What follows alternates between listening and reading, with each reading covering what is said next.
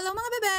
So for today's video, ayan, may nagtanong sa atin kung pwede daw bang mag-xerox ng long documents dito sa ating Epson L5290. So ang sagot ko po, yes po, pwede po tayong mag-xerox ng long documents dito sa ating printer. So ito pong Epson L5290 ay 3-in-1 printer na. So pwede kang mag-scan, pwede kang mag-xerox at pwede ka ring mag-print. So ang kagandahan pa dito ay pwede ka nga pong mag-xerox ng long documents. At sa video nga po na ito, ipapakita ko sa inyo kung paano ba ako nagse-xerox ng long documents dito sa ating Epson L5290. Ganon!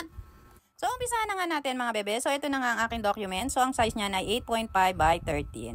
So, ayan, kailangan nakatingin sa taas ang ating documents bago natin siya i-xerox. And ayan, pag ilalagay na natin sa feeder, ayan mga bebe, may maririnig kayong tunog dyan. So, pag may narinig kayong tunog, ibig sabihin, ready na ang ating feeder for xerox. And the next naman, kailangan meron pong ADF dito sa screen ni Epson. Kasi, pag walang ADF, ang mababasa niya ay yung scanner. Hindi yung ating feeder sa taas. So, kailangan po may ADF para ang mabasa niya na isi-xerox niya ay doon itong files natin dito sa ating feeder. Ganon.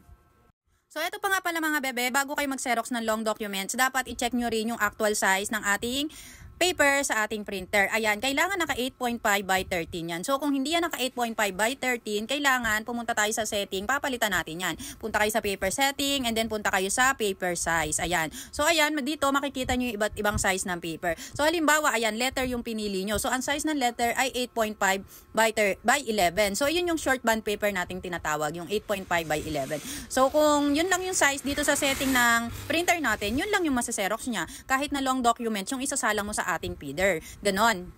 So, meron kasi ako nabasa mga bebe na putol nga daw yung sinerox nila nung nag-xerox sila ng long document. So, possible mga bebe, dito nagka-problema, hindi nila naayos or hindi nila napalitan yung paper setting na kailangan dito sa ating printer. So, ang long documents natin mga bebe, 8.5 by 13, ang legal size, 8.5 by 14, and ang ating short band paper ay 8.5 by 11. So, ayan, palitan nyo lang yan sa paper setting kung sakaling itatry nyo para mabuo talaga yung isi-xerox nyong long. Ayan, ganon. So, kapag okay na yung paper size dito sa ating printer, ayan, pwede na tayo mag-xerox ng long documents. Tandaan mga bebe, kailangan may ADF dun sa screen ni printer ha.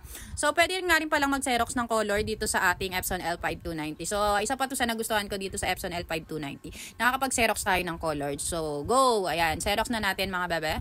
At ayan na nga, i-colored muna natin, and then next natin is iba black and white natin. At ito pa nga pala mga bebe, so kung mag-xerox kayo ng documents dito sa ating feeder, so i-make sure nyo na hindi siya punit, hindi siya sira, hindi siya luma, hindi siya lukot-lukot, at hindi sobrang nipis ng papel mga B. Kasi kapag ganyan yung documents na i-xerox nyo dito sa feeder natin, sinasabi ko sa inyo, iipit lang siya at possible mas lalo pa siyang masira. Kaya wag na lang mga B.